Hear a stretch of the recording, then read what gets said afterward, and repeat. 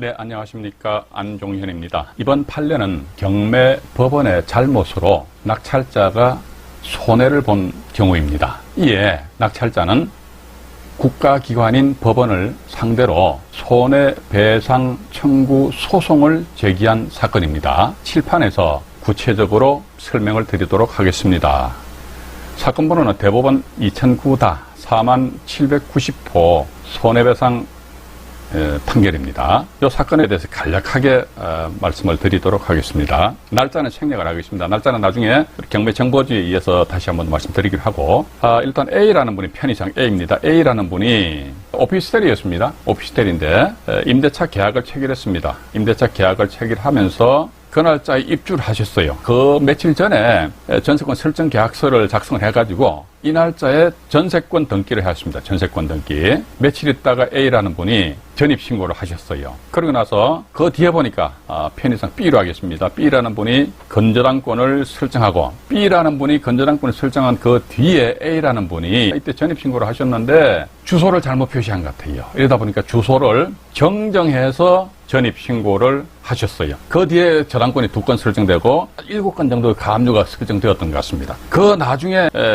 근로복지공단입니다. 근로복지공단에서 강제경매 신청이 들어왔습니다. 강제경매. 이 사건 개요는 지금 제가 말씀드린 이겁니다. 자, 그런데 근로복지공단에서 강제경매 신청이 들어왔다. 이게 뭐지? 임금채권입니다. 그 근로자 임금채권을 회수하기 위해서 강제경매 신청이 들어왔다는 것이죠. 즉, 근로자 임금채권 같은 경우는 최우선 변제입니다. 시간수는 안 따집니다.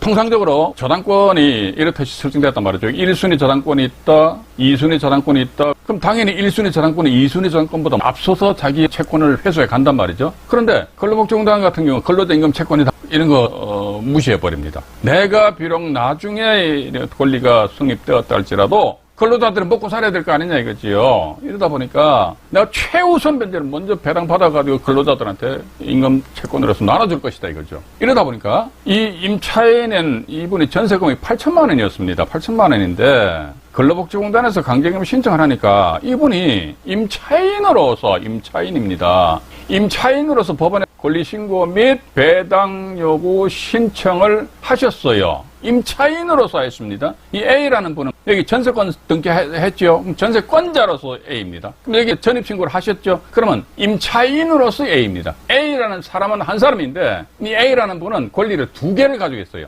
전세권자로서 A, 두 번째 뭐죠? 임차권자로서 A, 이렇게 나갑니다. 우리 투자자 입장에서는요, 하나의 물건에 한 사람이 2가지의 권리를 가지고 있다 이거죠. 칠판에서 말씀드린 것처럼 전세권자의 지위를 가지고 있고 동시에 임차권자로서의 지위를 가지고 있을 적에 이 사람이 전세권에 의해서 권리를 행사했는지 아니면 임차권에 의해서 권리를 행사하였는지 우리 정말로 찬찬히 유심히 살펴보셔야 됩니다. 근데 이 사안 같은 경우 이 A라는 분이 임차인으로서 권리신고 및 배당 요구 신청을 했다는 것입니다. 자, 이런 상황이다 보니까 임차인으로서 권리신고 및 배당 요구 신청을 하였다. 근데 주소는 저당권 이후에 주소 정정하였죠. 그러면 이 임차인으로서 이 사람 대항력이 없어요. 대항력이 없지 않습니까? 임차인 대항력이 없고 나아가서 저당권보다도 주소가 나중에 정정되었으니까 비록 먼저 계약하고 입주하고 전입신고를 처음에 해도 이 전입신고는 잘못됐다 이거죠. 그러면 저당권보다는 뒤로 밀리기 때문에 따라서 저당권이 1등이고 임차인이 확정자를 받았다면 2순위로 해서 배당을 받아가겠죠. 그런데 여기에 복병이 있습니다. 낙병이죠. 근로복지공단에서 짠 나타나가지고요. 난 최우선 변제에 따라서 내가 다 가져가는 거야. 이런 식으로 해서 이 사건이 진행이 됩니다. 이 물건에서 누가 낙찰을 받았습니다. 낙찰을 받았는데 근로복지공단에서 말이죠. 예를 들어 1억에 낙찰을 받았다 그러면 1억이라는 금액에 대해서 근로복지공단에 싹 다 가져가 버린다 이거죠. 다 가져간다 했을 적에 이 A라는 분은 대항력은 없어요. 그런데 전세권 등기가 저당권보다 빨리 설정된 거 아닙니까? 그러면 이 전세권은 불소멸입니다. 자, 그런데 여기서 사건이 전개가 된 것이 뭐냐면은 이걸 만약에 B라는 분이 낙찰 받은 걸로 치자 이겠죠. B라는 분이 낙찰을 받으셨습니다. 근데 이분이 낙찰 받고 나서 보니까 이 전세권 이 자체가 8천만 원입니다. 8천만 원인데 소멸 안 되는 거예요. 그럼 이분이 1억에 예를 들어서 입찰을 했다 이거죠. 그러면 1억에 썼고 다음에 8천만 원 추가적으로 인수하니까 전체 얼마입니까? 1억 8천만 원이라는 금액을 본인이 투자하는 그런 결과가 되지 않습니까? 야, 이게 투자 실패했다, 실패. 그래서 아마 낙찰자 입장에서는 나름대로 고민을 했겠죠. 어떤 걸 시비를 걸 것인가 찬찬히 보니까 법원에서 작성한 매각물건 명세서가 있었습니다. 그 매각물건 명세서를 보니까 어떤 권리가 소멸 되고 인수된다면요, 인수되는 권리에 대해서 표시를 해놔야 되는데 매각물건 명세서에 보니까 전세권 8천만 원짜리 인수한다는 그런 문구가 없어가지고 이분은 8천만 원에 대해가지고 본인이 추가적으로 손해를 봤다 이거죠. 왜? 법원 당신들이 매각물건 명세서상에 8천만 원 인수한다는 거 표시해야 되는데 표시 안 해가지고 난 몰랐다. 그러니까 나 대금 납부 다 했다. 대금 납부하고 나서 보니까 8천만 원 추가적으로 인수를 해야 된다. 따라서 내가 손해를 받지 않냐. 당신들 때문에 내가 손해봤기 때문에 내가 손해본 만큼 손해배상 청구한다 해서 이게 대법원까지 올라갔습니다. 대법원까지 올라갔는데 이 사건은 2심 사건입니다. 2심 사건. 2심 판결 내용을 보니까 추가적으로 8천만 원을 손해봤습니다. 결론부터 말씀드리겠습니다. 8천만 원에 20%만 국가기관인 법원에서는 배상을 해줘라. 그럼 얼마입니까? 1,600만 원입니다. 자, 그럼 나머지 80% 이건 뭐냐 이거지. 80% 이것은 낙찰자 당신이 어떤 그 주의를 요하지 않았다 이거지요. 그러니까 두 가지 조건을 걸어놨습니다. 첫 번째 보니까 전체적인 상황을 가만히 읽어보게 되면 전세권 8천만 원짜리가 비록 매각 물건 명세상에 표시는 안 돼 있다 손치더라도 전세권 8천만 원 이 자체가 인수된다는 사실을 알 수 있었다 이거지. 있었고 두 번째 근로복지공단에서 강제금이 신청했거든요. 또 임차인으로서 이분이 배당 요구했단 말이죠. 그러면은 근로복지공단에서 강제금이 신청했고 임차인으로서 배당 요구했는데 이 둘 간에 있어가지고 이것도 역시 마찬가지 찬찬히 보게 되면은 이 근로복지공단에서 전체 다 배당 받아갈 수 있었다는 것을 알 수 있었다 이게. 따라서 이 8천만 원 전세권은 낙찰자에게 대항을 할 수 있는 그런 사항임을 알 수 있음에도 불구하고 그건 당신 잘못이다. 그렇기 때문에 당신 80% 손해봐. 여러분들 생각을 해보십시오. 이게 대법원까지 올라갔습니다. 대법원에서 최종 판결이 1,600만 원, 20%인 1,600만 원에 대해서 부담을 해줘라 이렇게 나와 있습니다. 그럼 이 비용 가지고는 법무 비용 아마 나오지도 않을 것 같습니다. 제가 볼 적에는. 이 사건에 대해서 전반적으로 말씀드렸고. 자, 그럼 두 번째에서 이 본 사건입니다. 보시니까 물건지가 서울 강남구 역삼동에 소재하는 오피스텔이었습니다. 1차 감정 가격이 1억 원이었습니다. 그런데 1차 기일이죠. 좀 오래됐습니다. 2007년이니까. 1차 기일 날 4명이 응찰하셔가지고 이모 씨라는 분이 1억 1,260만 원, 즉 113%에 낙찰 받아버렸어요. 낙찰 받았다 이거죠. 자, 근데 밑으로 잠깐 내려가 보겠습니다. 여기에서 보시니까 제가 조금 전에 칠판에서 말씀드렸습니다만은 이분이 정모 씨라는 분 임차인입니다. 이분이 전세권도 설정하셨다는 거예요. 전입 신고는 2006년 7월 7일이죠. 전세권 7월 4일입니다. 그러니까 7월 4일 날 전세권 설정함과 동시에 입주하고 확정일자도 받았어요. 그러니까 임대차 계약서를 체결하는 전입신고는 요때 했다. 그런데 전입신고 한 이 자체도 판결 내용을 보니까 이 주소를 잘못 표시했기 때문에 정정해서 또 나중에 2006년 9월 5일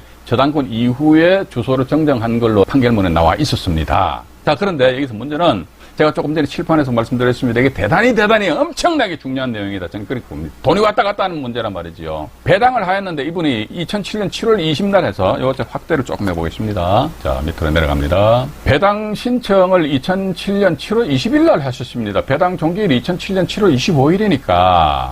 자, 배당 신청을 하였다 하더라도 근데 이 배당 신청은 뭘로 하였지? 이 사람 임차인입니다. 이 사람은 전세권자예요. 임차인으로서 배당 요구를 하셨어요. 임차인으로서. 전세권 배당 요구를 안 했습니다. 그럼 전세권 안 건드리면요. 이 전세권은 인수가 됩니다. 그런데 임차인으로서 배당 신청했는데 이분의 전세 보증 금액이 여기 8천만 원입니다. 8천만 원 전액을 이분의 임차인에 의해서 배당을 다 받았다 그러면요. 그때 낙찰자 인수할 게 없어요. 그런데 예를 들자면은 배당 결과 보니까 이 전세권 임차인 이분이 말이지요. 한 1,000만 원밖에 배당을 못 받았었어요. 그럼 나머지 7천만 원에 대해서는 매수인 즉 낙찰자가 인수를 해야 된다는 그런 사태가 정말로 불미스러운 사태가 발생된다는 것이지요. 그렇기 때문에 이 사람이 임차인으로서 배당 요구하였는지 전세권자로서 배당 요구하였는지 이 사실관계를 분명히 확인해야 된다. 그럼 자, 어디에서 확인하느냐? 그럼 일단 매각 물건 명세서를 빼드리겠습니다. 이 사건 관련된 매각 물건 명세서입니다. 임차인인데 정모 씨는요. 임차인으로서 권리신고하셨죠. 다음에 전세권자 등기부등본상에 전세권 설정되어 있는 거예요. 8천만 원입니다. 자, 그렇다면 이 전세권 같은 경우는 이 판결문에도 이런 내용이 나와 있습니다. 등기된 부동산에 관한 권리 또는 가처분으로 매각 허가에서 그 효력이 소멸되지 아니하는 것 여기에 해당 사항 없음으로 표시할 것이 아니고 전세권 8천만 원 인수한다 이렇게 표시가 되어 있어야 된다. 이게 표시 안 되어 있으니까 이것은 어떻게 보면 매각 물건 명세서 작성에 상당히 중대한 하자다 이렇게 나와 있거든요. 자, 그렇다면은 한 사람이 두 가지의 권리를 가지고 있다. 임차인으로서 지위를 가지고 있고 동시에 전세권자로서 지위를 가지고 있다. 그러면 이 사람은 임차인으로서 권리를 행사했는지 아니면 전세권자로서 권리를 행사했는지는 우리는 어디에서 확인하면 된다. 작성한 문건 접수 내역이 있습니다. 이 경매청부에 보면 다 우리가 볼 수 있습니다. 문건 접수 내역 해가지고 2007년 7월 20일 날 임차인 이렇게 나와 있잖아요. 임차인 정모 시 권리신고 및 배당요구 신청서 제출입니다. 만약에 이분이 임차인으로서 배당 신청한 것이 아니고 전세권자로서 배당 신청했다면 이 자리에 전세권자 정땡땡 이런 식으로 해서 표시가 된다는 겁니다. 그래서 이렇듯이 임차인으로서 권리 행사를 하였는지 전세권자로서 권리 행사를 하였는지 이 사실관계를 확인해 보시고 저는 이 사건을 볼 적마다 이런 생각이 듭니다. 뭐냐면요. 낙찰자는 납부하고 그 뒤에 대법원까지 올라가서 이런 새로운 판례를 만들기보다는 낙찰 받고 나서 보니까 8천만 원 인수해야 된다 이거. 야, 근데 매각 물건 명세서상에 보니까 8천만 원 인수해야 된다는 그런 문구가 없다 이거죠. 만약에 제가 이 물건을 낙찰받은 낙찰자라면 저는 이렇게 하겠습니다. 낙찰 받고 나서 한 이틀인가 3일 있다가 담당 경매계에 가서 사건 기록을 열람을 해보자 이거죠. 열람해보면서 매각 기일로부터 일주일 후에 매각 허부 기일이란 말이죠. 그러면 일주일 후에 매각 허부 기일날 나한테 매각을 허가하지 말아라. 매각 불허가 신청서를 전 제출할 겁니다. 그럼 담당 법원에서는 그런 이야기 하겠죠. 매각 불허가 신청 사유가 뭐요? 인수되는 전세권이 있는데 그것도 한두 푼도 아니고 8천만 원인데 당신들이 작성한 매각 물건 명세서상에는 이렇듯이 표시를 안 해놨지 않느냐. 그죠? 해당 사항이 없다고 그랬잖아요. 근데 해당 사항이 있지 않느냐. 따라서 이것은 매각 물건 명세서 작성에 엄청 중대한 하자다. 이게 하자이기 때문에 매각 불허가 신청합니다. 왜요? 이러면 아마 법원에서는 뭐라고 이야기 못할 것이다. 저는 그렇게 보고 있습니다. 이어서 판결 요지에 대해서 사건 개요입니다. 칠판에서 말씀을 드렸습니다만 여기서 다시 한 번 더 말씀드리겠습니다. 2006년 7월 4일 날 임차인이 입주를 하셨어요. 그리고 확정일자 받고 아마 이때 임대차 계약을 체결했던 모양입니다. 그리고 전세권 설정을 하였고 보증금 8천만 원인데 그리고 3일 후인 7월 7일 날 임차인이 전입신고를 하였고 그 다음에 9월 달에 건저당권 1순위 저당권이 설정된 그 이후에 저당권이 2건 더 설정되고 다음 가압류가 아마 7건 정도 설정이 되었던 모양입니다. 그런데 임차인이 이때로 해서 주민등록을 올바르게 전입을 하였더라 그러면은 괜찮은데 1순위 저당권이 설정된 그 뒤에 주소를 정정을 했습니다. 2006년 11월 3일자 집원을 정정을 해서 전입신고를 하셨어요. 그리고 2007년 5월 21일자 근로복지공단에서 강제경매 신청을 했습니다. 우리 경매인들은요. 근로복지공단이 참 조심하셔야 됩니다. 근로자 임금 체불에 따라 가지고 근로복지공단에서 강제경매 신청하는 경우가 가다 있을 수 있습니다. 근데 이 근로복지공단에 의한 그 임금 채권은요 최우선 변제입니다. 자기의 권리 꼴찌로 성립되었다 할지라도 배당 받을 적에는 모든 권리 가! 하고 자기가 1등으로 다 가져간다는 거예요. 그래서 특히 대항력 있는 임차인이 있다. 또는 선순위 전세권이 있다. 그런데 근로복지공단에서 경매가 신청되었구나. 야, 이때는 상당히 조심하시자는 거. 근로복지공단 관련된 그 사례는 다른 부분 가가지고 자세하게 정리를 해드리도록 하겠습니다. 자, 2007년 7월 20일 날 임차인으로서 권리신고를 하셨어요. 배당요구 신청하고. 법원에서는 2007년 8월 1일자로 해서 매각 물건 명세서를 작성을 했는데 이 매각 물건 명세서상에 우리 조금 전에 보셨지 않습니까? 전세권 인수하니 많이 그런 문구가 없었다는 거예요. 자, 그럼에도 불구하고 낙찰자는 8월 16일 날 1억 1,260만 원의 낙찰을 받은 그런 사건입니다. 판결 요지입니다. 판결 요지에 대해서 간단하게 읽어봐 드리겠습니다. 주택임대차보호법상의 임차인으로서의 지위와 최선순위 전세권자로서의 지위, 두 가지 지위를 가지고 있죠. 임차인과 전세권자로 지위를 가지고 있는 거예요. 아까 임차인으로서 배당 요구를 했잖아요. 임차인으로서 배당 요구를 하였으나 집행법원이 매각 물건 명세서를 작성하면서 등기된 부동산에 관한 권리 또는 가처분으로 매각 허가에 의해서 그 효력이 소멸되지 아니하는 것. 매각 물건 명세서상에 아까 우리 조금 전에 보셨단 말이죠. 아무런 기재를 하지 않고 경매를 진행시켰대요. 그러니까 위 최선순위 전세권은 경매 절차에서 매각으로 소멸되지 않고 왜냐하면 이 사람은 전세권에 의한 권리 행사를 안 했다는 것이지요. 민사집행법 91조 제4항 본문에 보면요. 선순위 전세권은 인수한다고 했습니다. 이렇듯이 매수인에게 인수되는 것이 뭐로 매각물건 명세서를 작성함에 있어서 위 전세권이 인수된다는 취지의 기재를 하였어야 할 것임에도 이렇게 나와 있습니다. 위와 같은 매각물건 명세서 잘못 작성한 거죠. 이거 대법원에서 이야기한 거 아닙니까? 잘못된 기재로 인해서 전세권이 매수인에게 인수되지 않는 것으로 오인을 했다 이거죠.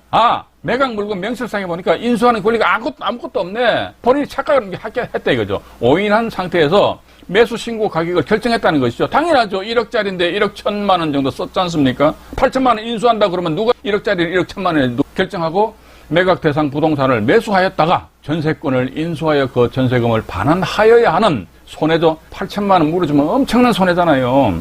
손해를 입은 매수인에 대해서 경매 담당 공무원 등의 직무 집행상 과실로 인한 국가 배상 책임이 있다. 책임이 있는데 아까 칠판에서도 말씀 안 드렸습니까? 책임이 있긴 있는데 국가에서는 20%만 배상해주겠다 이거지. 80%는 낙찰자 당신의 물건에 대해서 아주 주도 면밀하게 천천히 분석을 해야 될 거 아니냐 이거지. 따라서 분석 못한 그 잘못은 80%다 이렇게 나와 있습니다. 자, 원심 서울고법 그 판결인데요. 이것도 잠깐 읽어봐 드리겠습니다.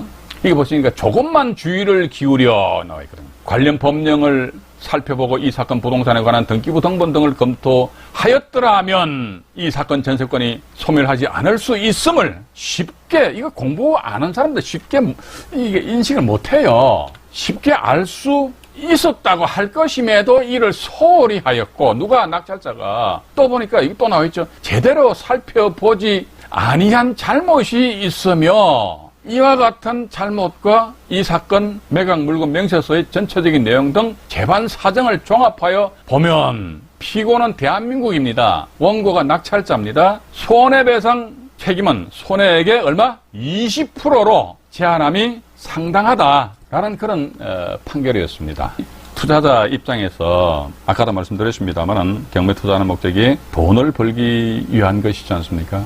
그런데 오히려 이런 결과가 나타나 버린다면은 처음부터 경매 투자를 하지 않은 것만 못한 그런 결과이지 않습니까? 따라서 저는 항상 그 카페 회원들한테도 말씀드립니다. 내가 돈 벌려면은 누가 뭐 경매해가지고 돈 얼마 벌었다 카더라 이런 카더라 통신에 현혹되지 마시고 기본적인 공부에 집중하시라라는 그런 말씀을 드리고 있습니다. 자, 이번 판례는 국가기관인 법원에서 잘못한 낙찰자가 손해를 봤다 손치더라도 낙찰자가 손해본 부분의 100%를 다 배상받지 못한다. 이 본 사건 같은 경우는 낙찰자가 손해본 부분의 20%만 배상을 받은 그런 사례에 대해서 말씀을 드렸습니다. 공부 열심히 하셔야 됩니다. 구독과 좋아요, 알림 설정을 해주시면 대단히 감사하겠습니다. 이상 안종현이 말씀드렸습니다. 네, 고맙습니다.